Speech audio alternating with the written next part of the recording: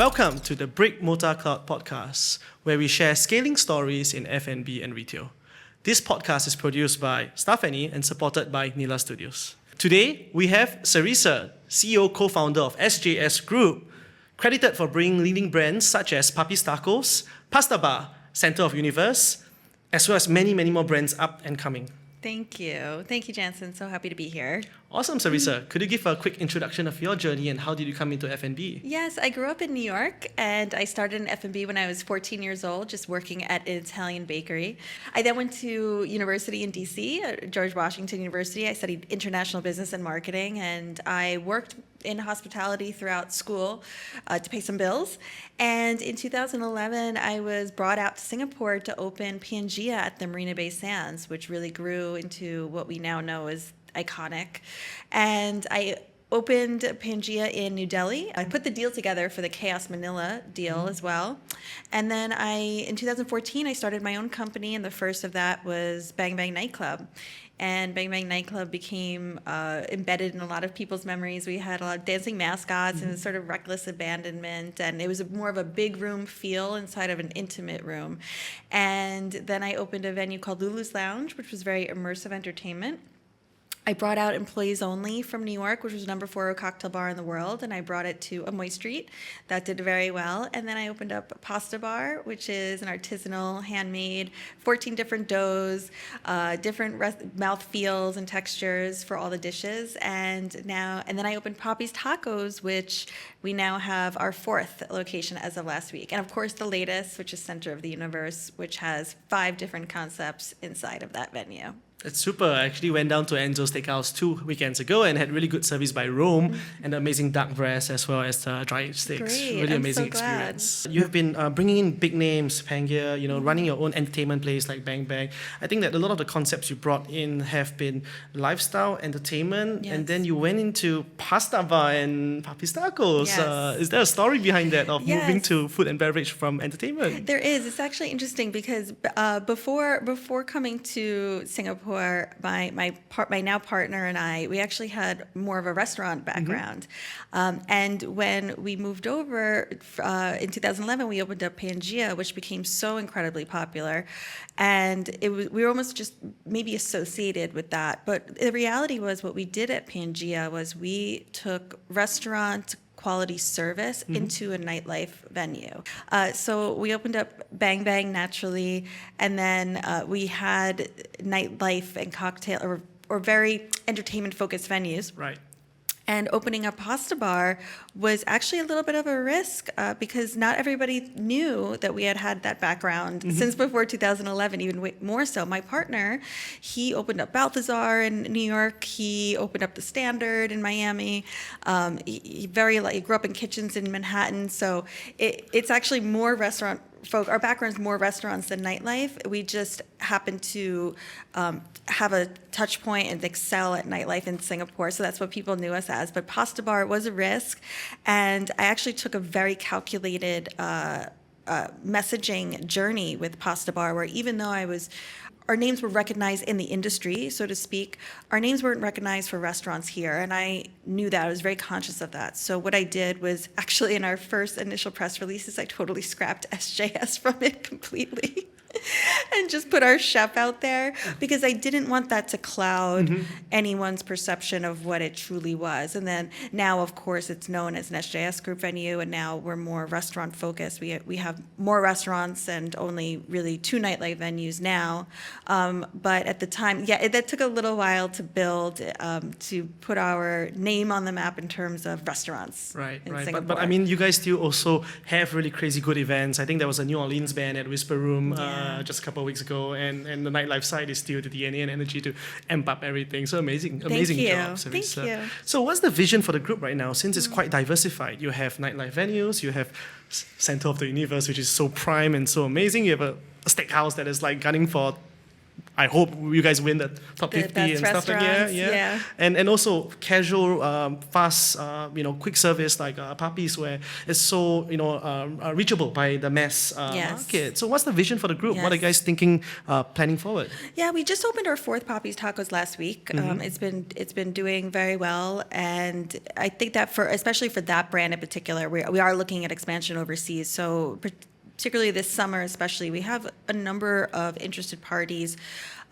in Vietnam, in Indonesia, and in Malaysia. So we are exploring getting that brand out of Singapore, so to speak. We believe that there's more room to grow that brand in Singapore as well, but particularly outside in Southeast Asia.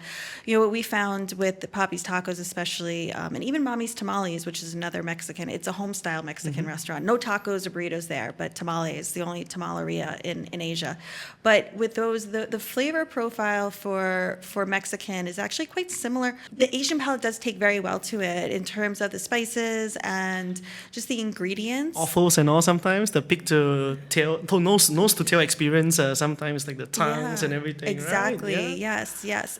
So the cuisine itself it's rising in popularity here, and because Papi's is actually the first authentic taqueria, so we're not your full on Mexican restaurant where we're serving enchiladas all the time. We do have that for our brunches, but we're really modeled after a Mexican food truck. So that was the idea. We try to keep it simple. We excel at tacos and burritos, and we want you to just come, have 2 or 3 tacos, some chips and guac, margaritas, and leave. Stay if you like and celebrate, or if you want to just come for a quick bite. So we do think that brand has a lot of room to grow. Right. Yeah. So for the business model wise, how would you explain the business model for these two varying different concepts? One is on the nightlife side of things, and it's a bit more like premium, and there's this more accessible taqueria kind of concept. Yeah. Like, how's the business model like? Is it like looking for more turns, looking for mass, looking for maybe expansion to the heartlands? Like, is there a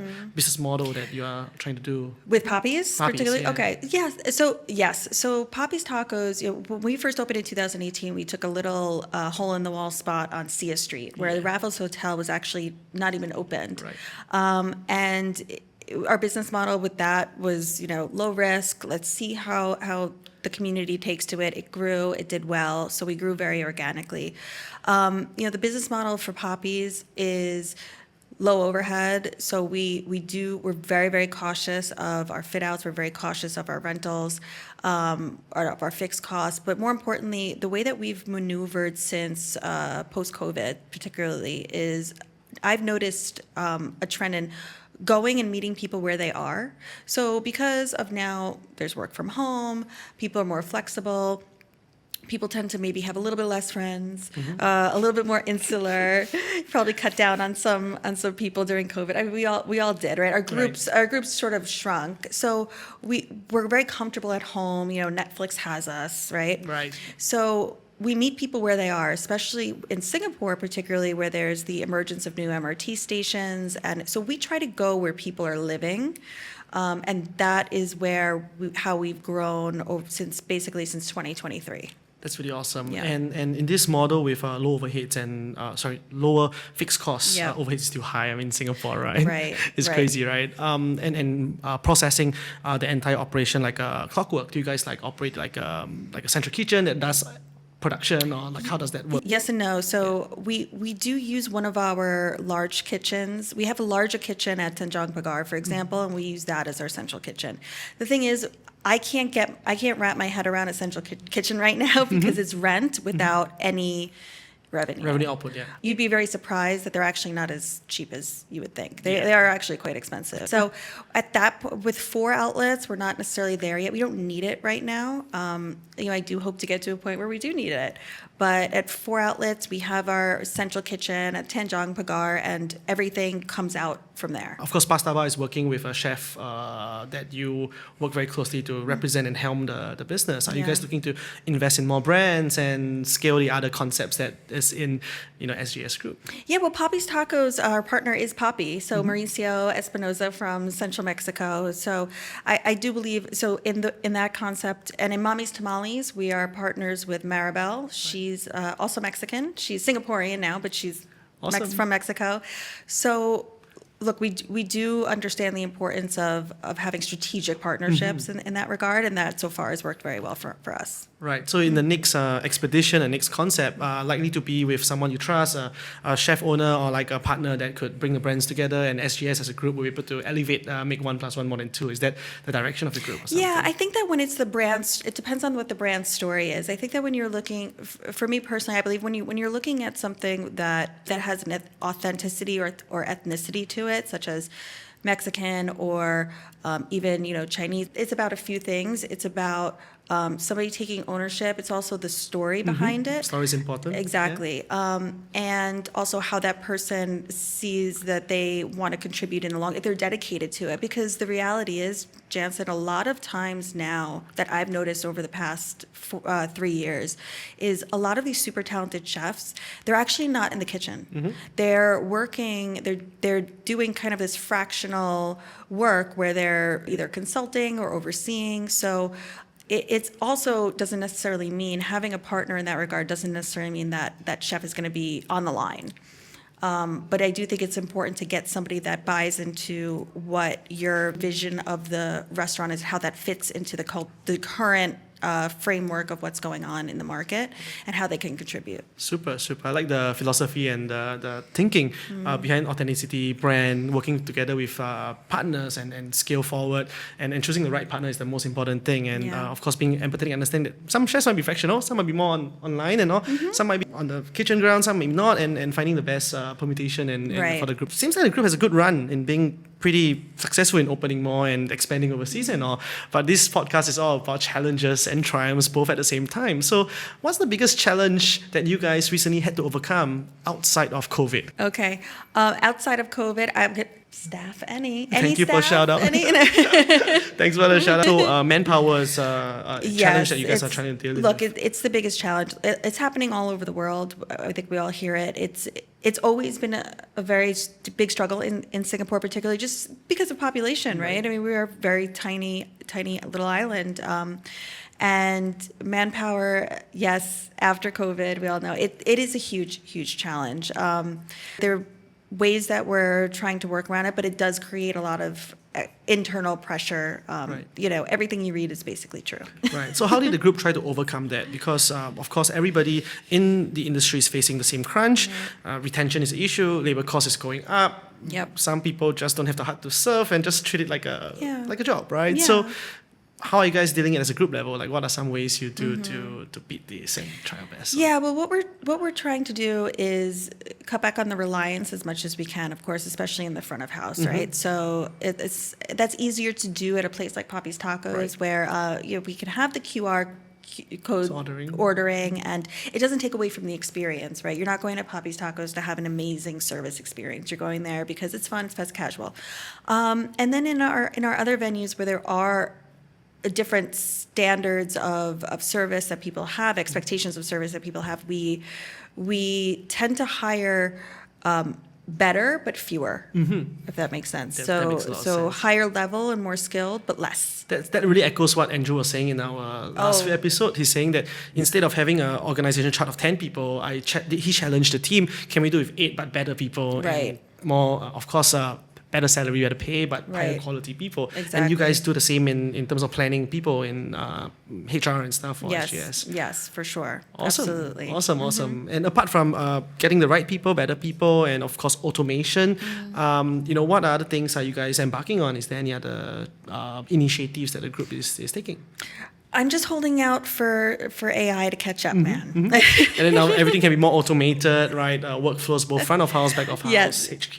Look, the thing is, it's very manual business. Right. So as much as we could say that there's tech out there, the reality is that when it comes to chopping onions and cooking a steak Someone has to be correctly there. and bringing a plate over, I mean, it's a manual business. That's Right. just how it is. So until there's something that really moves the needle in that regard, I think that this is just the reality that we're in, unfortunately. Right. So we're moving to one of the more popular segments on industry insights as well as technology and all, since you're talking about AI and, Yes. and using tools. Are you guys a metrical business? Like, do you guys measure certain KPIs on a week-by-week, month-by-month basis? And if so, what are some metrics that a restaurateur or yourself would care a lot about? Oh, I care a lot about, definitely we have to track always current revenue, projected revenue, food cost, and staff cost. Those are the big ones, right? Right. Because the thing is that if you have say the month of April and your projected revenue is lower, then you actually have to have your COGS be a certain Adjusted, right, yeah, exactly. yeah. So all of those things are tracked daily, weekly. Absolutely. Right. So daily and weekly, could you share a bit more? Do you have like a report that your outlet managers have to submit? Oh yeah, and- absolutely. So we have nightly logs for every single one of our venues. So every morning I wake up to, probably 10 different Reports logs. and logs, Yeah. So that's more for our managers to give us the internal dialogue of what happened with if there was anything sent back and then what happened and if anybody was particularly happy with service or bad or sad about or angry with something or displeased. And those are things for us to know. That's the avenue for them to tell us something that happened before we have to find out on Right. Google, right? Right. And also about any internal issues with staff or a lot of MCs or anything. That's the avenue. As far as all of the others, our kitchen does have to enter their costings and our managers have to enter the costings for front of house payroll. All of those things everyone is tracking, and then what we're doing is we're basically looking at it Consolidating from a high level point of view. Got it. For businesses that are trying to operate more quick service like businesses or more, I'll say, affordable mass market, multiple turns, maybe you say 3-4 turns at least in a dining session. What kind of food costs should they aim for, and what kind of labor costs have you seen people try to strive for? Not exactly always hitting the goals, but like what some goals that you would set? Yeah, I would say so. I would say for fast casual, I'll speak fast casual. You definitely want your cost of goods your food costs to be below 30%. Right. And you ideally want your labor costs to not exceed 30%, maximum 33%. That was Right. you always wanted 30%, but in Singapore you always get be, 33% mostly. But these days, when it comes to labor cost, it's just something that that's gone up significant. Those ideal percentages, Right. I would say, are very rarely being hit. Right. How is it different from, let's say, like Whisper Room, for example, where it's a lot more like premium? Like, how do that ratios change in terms of KPIs and all? Well, when you have mostly beverage service, Entertainment, music. your margins are a lot better for sure. And then, but yes, we also have the entertainment costs, yeah. right? But I think that it just. Look, it depends. Can I have 4 Whisper Rooms in Singapore? No, right? yeah. So I think from overall point of view. But the good thing about something like Papi's Tacos is, we are able to keep our labor costs around that. But Right. when you start to get into a more premium dining service experience, like you see these fine dining, I personally don't have, I don't have a Michelin restaurant, unfortunately. So I think it's all about balancing, where you want your business model to be. And I think Papi's Talks, we could still keep our costs down Right. and not sacrifice the experience. We don't really have that ability in a place, say, for like Enso, which is a little bit more fine dining. And Whisper Room, we do have, I would say all of our costs are lower, but yes, of course, we have jazz bands and we have DJs, so that's where we get a little bit. We have those costs are higher. Right. Yeah. So in summary, in the more entertainment and more nightlife and drinks places, the costs could go down in terms of the food or drinks costs, but the labor costs and the entertainment costs will go up, right? At the end of the day, so it balances Definitely. that two levers. That's awesome, man. Good to hear that the group is so much metrical and all. How about areas like decision on opening a new outlet? Do you guys think of that post profitability, or like, for example, hey, this concept is doing well, profitable, and then we open? Or are you guys more like, it's looking like it's doing well, there's like lines forming, let's go? Like, how do you think about expanding your venue? Like, when do you open the 5th outlet of Papi's, for example? Is it when I understand. the 4th doing well, let's go to the 5th? Or Yes. So, I mean, look, definitely we want the 4th to stabilize first before we even think. I mean, we're already looking at our 5th, but it's actually it's for a new complex happening down the road.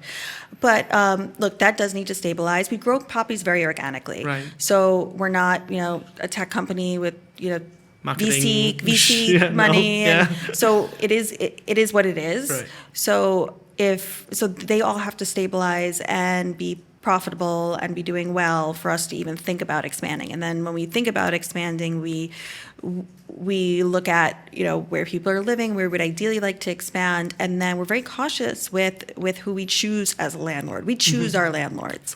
They don't choose us. We choose them, and then we go after the spaces that we want at the rent that we feel comfortable. Not only now, but 10 years from now. Right. So whatever rent I'm getting today, I know I'm going to negotiate that it's still palatable in 10 years, so that I'm not caught off guard. Right. So in this case, there's a huge question that most people have a debate and dilemma. Do you then consider places that may have a lesser footfall but more affordable rent for the next 10 years? Or would you choose a place where the rent is the best and the footfall is the best? Like how do you make that decision metric? Yeah, I know. It is tough. But the thing is also with footfall is that we also have to look at beverage spend, because a lot of times when you have great footfall, for example, in malls, people aren't necessarily having 2 or 3, 1 or 2 margaritas. True. So what works for Papi's is going where people are really living, so that they're coming there. And the good thing is that Papi's does have a very strong brand following now, so it's recognized. We can make a lot of noise when we do open, so people will know where we are, and so we have that ability to sort of be busy right away. Right. But in terms of footfall, look, we are offered. I get emails all the time about new spaces and from agents, and we've been offered some really fabulous locations. But do I think that people are going to have drinks there? Maybe I don't think so. Right. So that also is how we work. That's a really good learning, because I think you're the first guest that shared that concept that if you're F&B venue that has a huge, I would say, brand on beverages, that of course the margaritas are great and you want people to have a few more drinks, then footfall may not be the most important factor. I think that's a very good summary, and to me, I wish someone told me that. And when we talk about choosing where to open and stuff like that, we can have a better thought. Hey, fast footfall, maybe more food and more take-to-go kind of stuff, and smaller footfall, more drinks. We can actually make them stay and consume more units. That's amazing sharing. Moving on the digital transformation side, apart from the metrics, what's the latest digital transformation project that you have embarked on? Well, I'm embarking on my own, but to be continued. I'll come back to you when I have it. But the digital transformation product, I mean, we're always looking at ways to make things easier and better for people on the ground, and also for the guest-facing experience. Right. So I would say the biggest one that's sort of taken over since COVID is definitely SevenRooms. Yeah. They've just capitalized on all of this. So, it's when it comes to sending out messages and communicating with guests and getting feedback, that internal feedback mechanism, I mean, all of that has been very, very helpful. It's come at a cost, but it's very helpful. You pay what you get. It's high quality. It's a good product, and I think it's a good investment. Yeah. Do you also use then SevenRooms for the other concepts like Pasta Bar and Papi's? Yes. Oh, yes. All of them. Yes, absolutely. Super awesome. Shout out to the team at SevenRooms. You got a happy customer over here. If you were to think a little bit about any other areas that you hope to see, a company comes out, and now you're wearing a hat of a investor or VC, what do you hope tech startups would solve for F&B? Like, what's an area that you say, take my money, solve that problem for me? You know, like, is there anything that you would think of firsthand? Yes, there is. I actually have a thought that I'm sitting on, so I'm not gonna tell you Because you could do it yourself as well. Yeah. Anyway, but yes, there is something that I've actually been eating me up for about 3 or 4 years, and I think I can finally solve this problem now. But I think that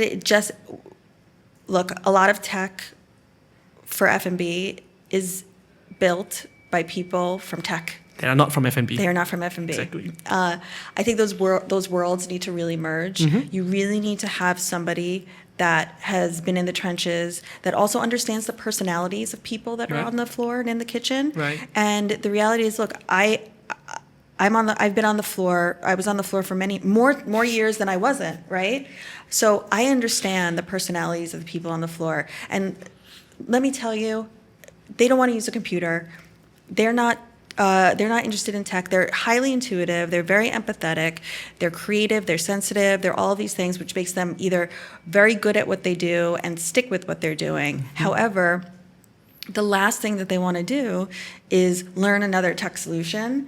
And if they have, 3 MCs, the kitchen is short 2 people, 3 suppliers didn't show up with their goods, they don't have time to worry about how to enter data to use the data later on. Right. So I always joke that, restaurant people, we would just love, F&B people, we would just love reservation books that you could just like write something down. I mean, there's something in Manhattan, there's a restaurant in Manhattan, they only use a reservation book. Pen, paper, yeah. And it's just like, it's such a beautiful thing. But nothing has really met F&B people where they are in terms of how they're living and working, how they're working every day and what their actual life is like versus what could actually be utilized for them, what actually could be useful towards them and make their everyday lives easier or more profitable. Right. So I think that's the next solution. So brainstorming over here a lot on the user experience, something like ChatGPT, right? Instead of learning a new tech product on clicking the buttons and sending a report, hey, the report didn't come, could you fill up the report for me? And something happens at the back, right? Like an agent down there. Might be really exciting because I agree with you. I used to operate a bar, Sticky Fingers, and I totally understand the people in F&B, they are here for the people, they're here for the passion. Yeah. People always joke, if you want to, screw a friend up, ask him to start an F&B business without the passion, right? Like that's one of the most cutthroat business to be in, and the people that thrive are the people that really are passionate for the industry. You must have a heart and to serve. I can't agree more with your statement. Products need to be more intuitive and designed by the end users. Definitely. Super. Thank you. Awesome.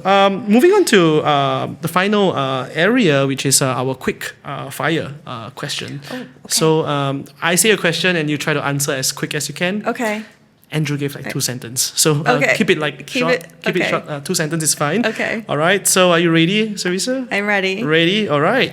So who is someone in the industry whom you've learned a lot from? Keith McNally.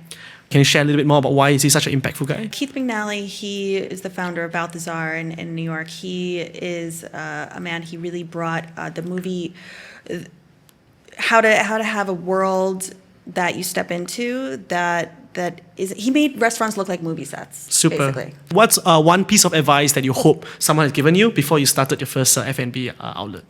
Buckle up. Buckle up. Very good. If your kid would like to join you in the business, what is something you say to him or her? Oh. No? Even please, I would love to work in the bar? No? I want her to learn some grit, right? And some resilience. And I think that this is the best industry to do that in for sure. So we'll see if she likes it. I won't push her towards it though. We'll see. Right. We'll see. If you were to dine in your restaurant, what's your go-to set and item that we all must try? Oh, which one? Which restaurant? Choose the first on mine. Papi's Tacos, the fish tacos for sure. Pasta Bar, the carbonara. It's like the only authentic carbonara in Singapore, and at Enso Steakhouse, I would say definitely the pressed sushi. Yeah. If someone would like to follow your journey and your brand, what's the best way they should follow you? I'm on LinkedIn, Sarissa Schwartz, and I'm on Instagram, Sarissa Dawn. Last question on the quick fire is, are you willing to offer a mentorship session for somebody that's really keen about F&B and want to start their own brand? Absolutely, of course. I've actually done that before. Thank you so much. Yep. Awesome. So, Sarisa, we are coming to the end of our podcast. I'd like to ask if you have any final advice and commentaries for the people listening to our show. My advice would be, just because something looks easy, any industry, the tech industry, the movie industry, the restaurant industry, the healthcare industry, just because something looks easy, let's not assume that it is.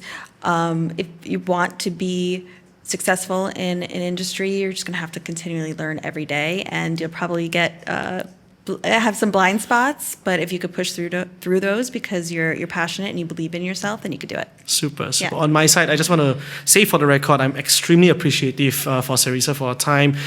Without her leading brands like Pangear in the past, Bang Bang, and today Kotu and Papi's Tacos, she really created an experience that I really enjoy, and it's part of my core memories of dining summer concept. So thank you so much for being in Singapore and expanding over here. Bring more brands, do more amazing stuff, Sarisa. Thank you so much. I really appreciate it. Super. See you around. All right. Thanks, Jansen. Thank you.